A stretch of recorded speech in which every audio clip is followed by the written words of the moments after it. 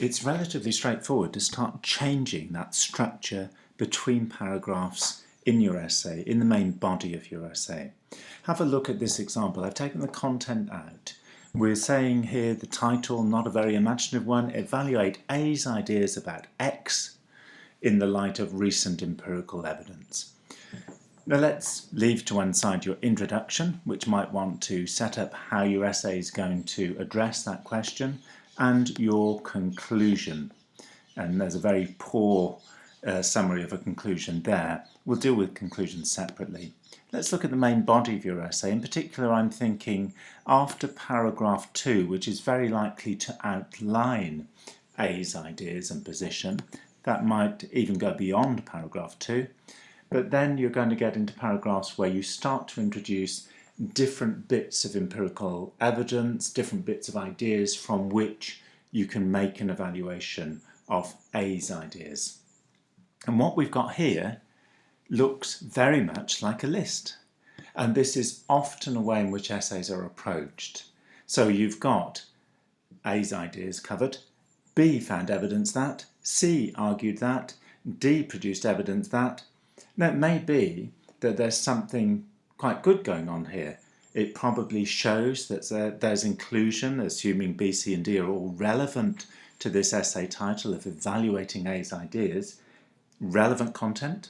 And it may be that there's been care and thought about the order in which these ideas are positioned.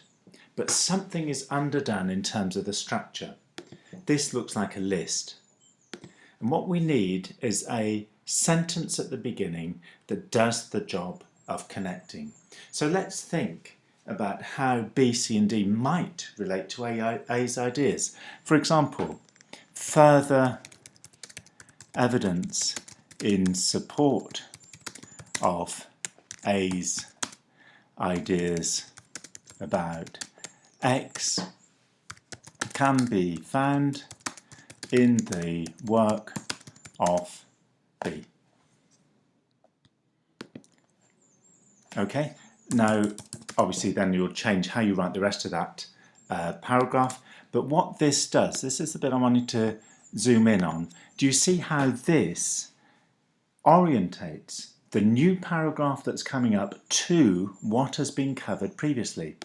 Now similarly, we don't want to just say C argued. How does C relate to both A's ideas and B's ideas? Or, put it even more generically, how does C and the content of that paragraph relate to what's been covered so far?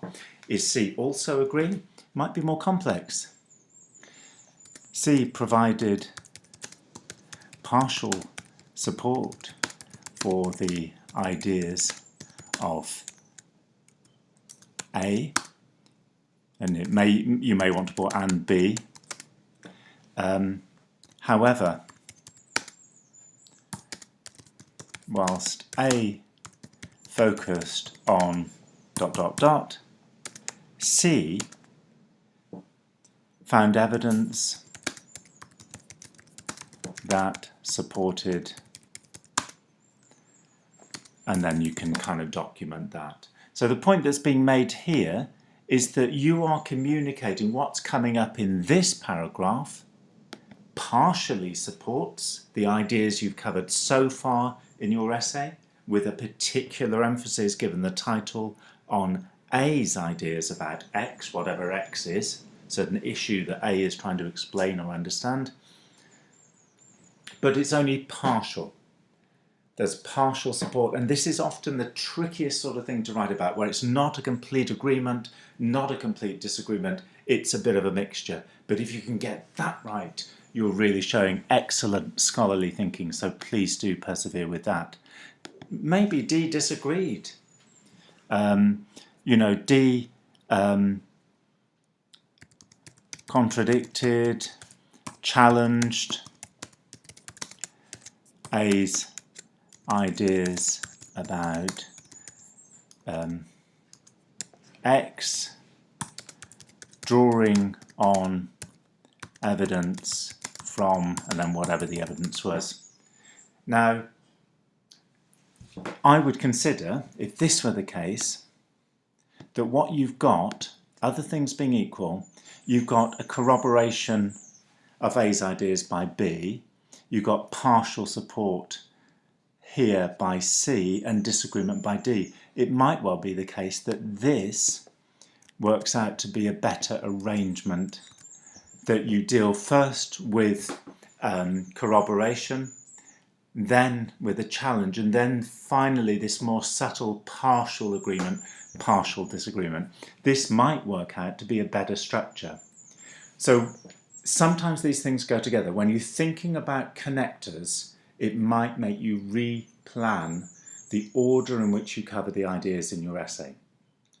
The important point, take-home message from this section, is that the first sentence of your new paragraphs should communicate to the reader how what's coming up relates to what you have previously covered, especially in the immediately prior paragraph.